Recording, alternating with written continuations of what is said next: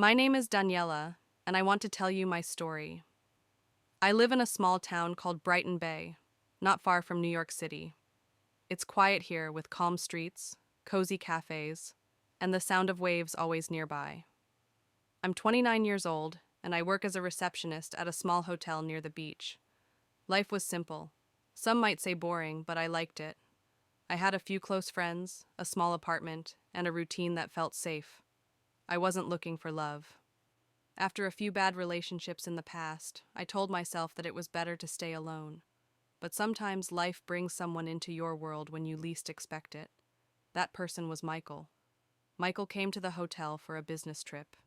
He looked different from the usual guests, calm, polite, and a little tired. He had soft eyes, a gentle smile, and a quiet way of speaking. When he asked for a room, I helped him check in, and he thanked me in a way that felt personal. I noticed the way he looked at me. Not in a bad way, just kind.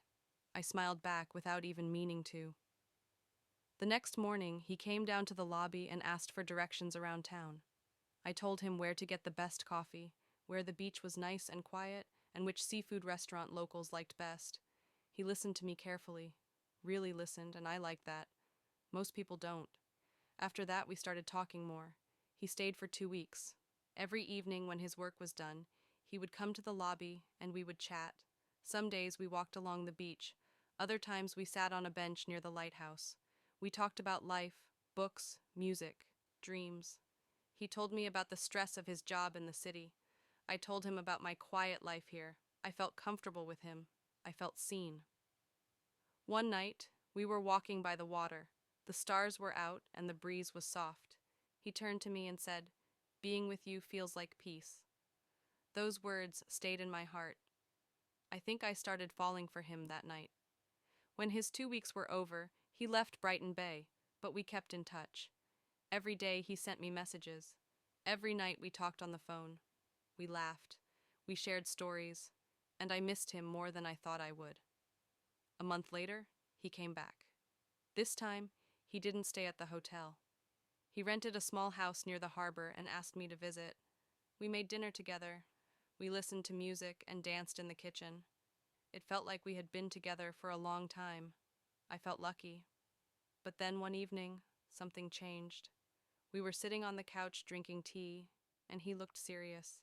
He took a breath and said, "Daniela, I need to tell you something." I looked at him. My heart started to beat faster. "I'm married," he said, looking at the floor. "I have 2 children." My body froze. I couldn't speak. My hands felt cold. I looked away. "I didn't mean to hide it," he said. "I didn't expect to meet you, but my marriage is not good. We live in the same house, but it's not love anymore. I stay for the children. That's all."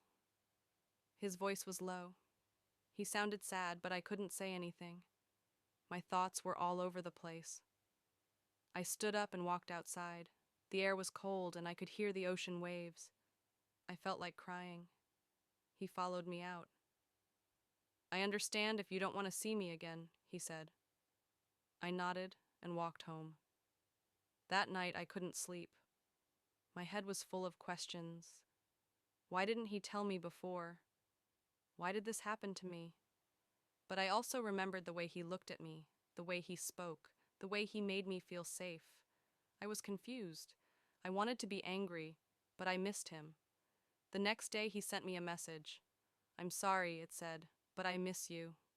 I didn't reply. For days, I felt lost. I couldn't focus at work. I kept checking my phone. My heart and my mind were fighting. I told myself to forget him, but I couldn't. A week later, I saw him again. We met near the beach.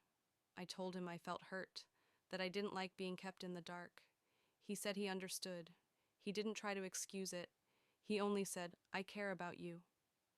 And then I stayed. I know it's wrong. I know many people will say I made a bad choice. I know I became the other woman. But at that time, I wanted to believe him.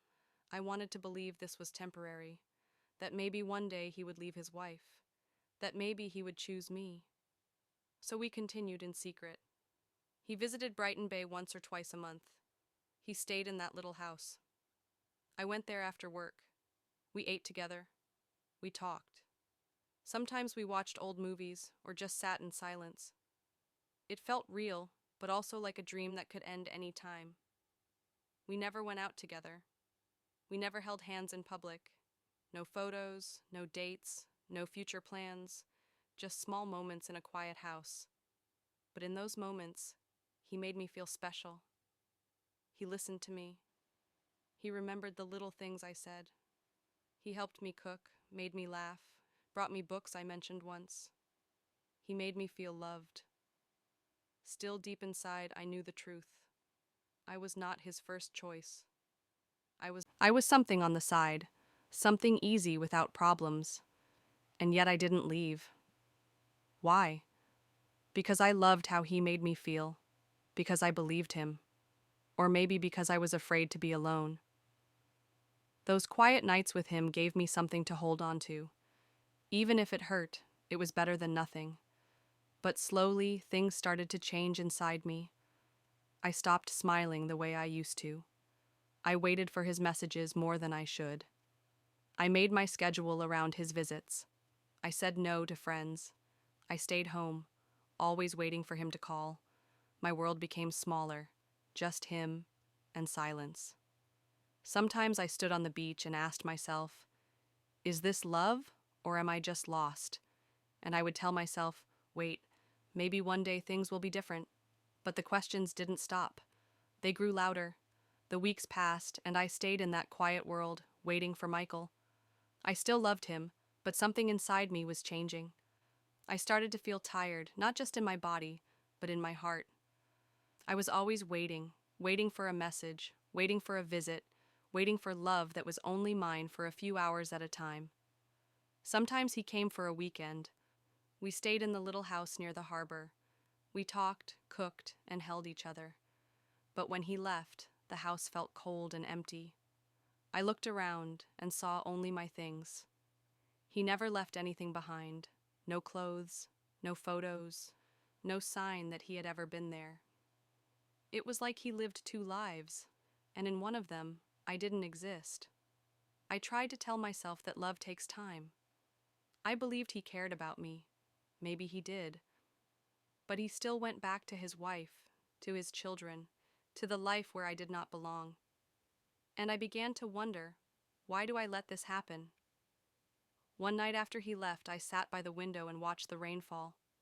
I asked myself, what am I doing with my life? I loved someone who could not give me a full heart. I was always second. I had dreams too. A home, a child, a man who would choose me every day. But instead, I had empty rooms and silent nights. I started to feel that I deserved more. But I was scared. I didn't want to lose him. I didn't want to feel lonely. Some part of me hoped he would change, that one day he would come to me and say, I left. I'm here now, just for you. But that day never came. I spoke to my friend Nana, the only one who knew the truth. I told her how I felt, tired, sad, confused. You deserve to be first, Daniela. She said, you should be with someone who's proud to love you, someone who walks with you in the daylight, not just hides with you in the dark. Her words stayed with me. I started to notice how much I had changed. I didn't laugh like I used to. I didn't go out. I always checked my phone. I had stopped doing things I loved. Reading by the sea, walking in the park, having dinner with friends. My world had become small, and I was the one who let it happen. One evening, Michael visited again. He smiled, brought flowers, kissed my forehead. He acted like everything was fine, but I was quiet. What's wrong? He asked. I don't know if I can keep doing this, I said. He looked surprised. Why now? Because I feel like I'm not living my own life, I said. I'm living in your shadow. I wait for your visits, your calls, your words, but I'm always waiting. I want more. I need more. He sat down and said nothing for a while. Then he said, I love you, Daniela. You know that. Then why don't you choose me? I asked. He looked away. It's not that easy. I have children, a family. And what am I? I asked softly. Just a secret. He didn't answer. That night I cried again, not because he was cruel. He wasn't, but because I finally saw the truth. He would never leave. Not for me, not for anyone. After he left, I didn't message him. I didn't call. I needed time to think. I walked by the beach every morning before work. I let the wind touch my face. I watched the waves and thought about my life. What did I want? What made me happy? Slowly I remembered the old me, the girl who loved long walks, coffee with friends, books by the fire. I missed her. I also thought about love. What does real love look like? Not just flowers and kisses, but someone who stands with you in the open. Someone who says, "You're mine," without fear. I didn't have that, not with Michael. I started writing in a notebook every night, just thoughts and feelings. It helped me understand what I wanted, and every page I filled made me a little stronger. Michael still sent messages. "I miss you. I'm thinking about you. Can I see you?" But I didn't answer. Not right away. I needed time. 1 week later, he showed up at my door. I was surprised, but I let him in. "I needed to see you," he said. "You've been quiet. I want to be with someone who can give me all of their heart, not just a part." He looked sad. "I can't leave them, Daniela. I've tried to imagine it, but I can't do that to my children." I nodded. I understood. But I also understood something else.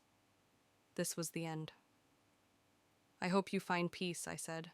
"I hope we both do." He stood up. He hugged me. "I'm sorry," he whispered. Then he left. And that was the last time I saw him. That night I cried again, but it felt different. The pain was real, but it was also clean, like a deep breath after holding it too long. The next morning, I walked down to the sea. I stood there for a long time just watching the waves. The sky was clear.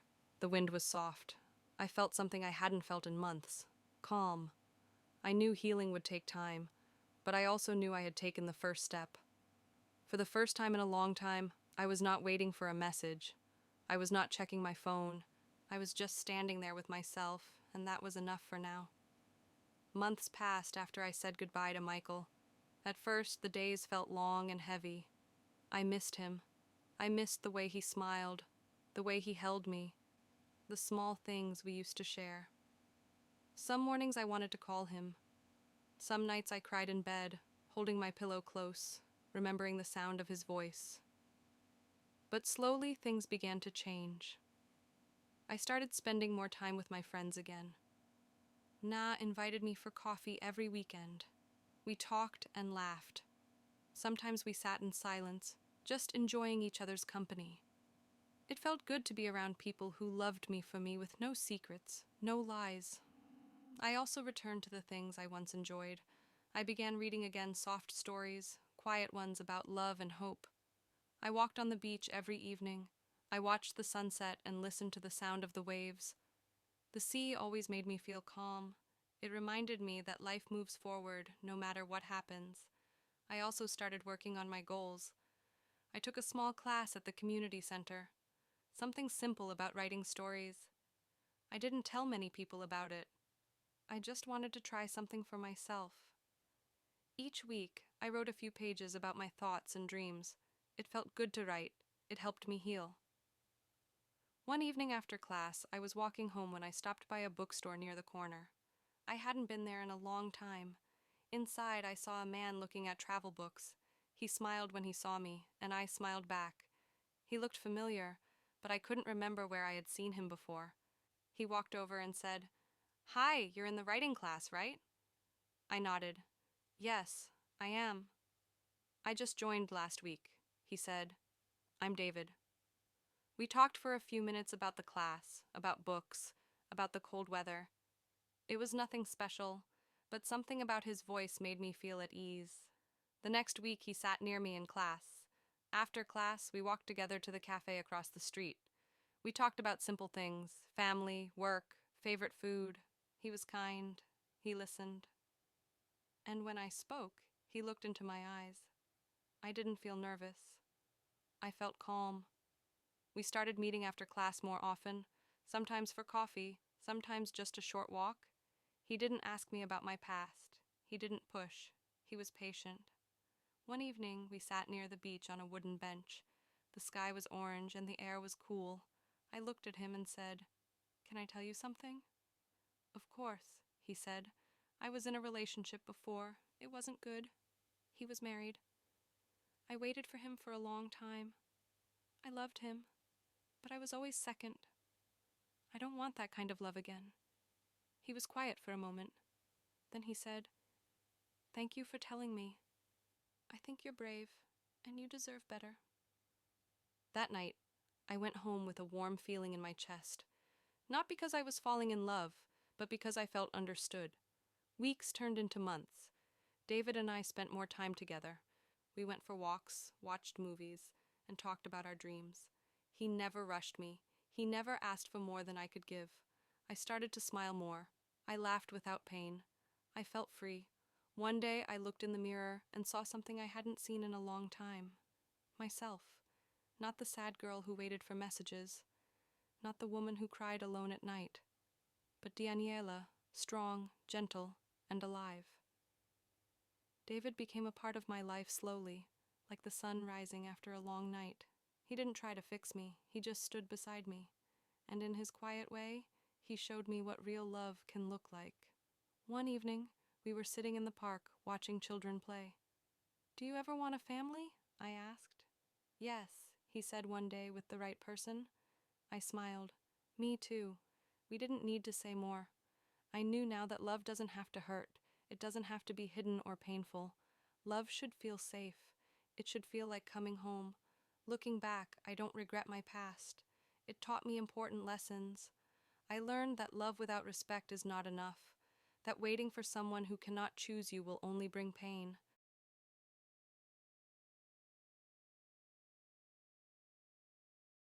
That no one else can give you peace. You have to find it inside yourself. And now I have peace. I have hope. I have love, not from someone who hides me, but from someone who walks beside me. If someone asked me today, was it worth it? I would say yes. Because through all the sadness, I found myself.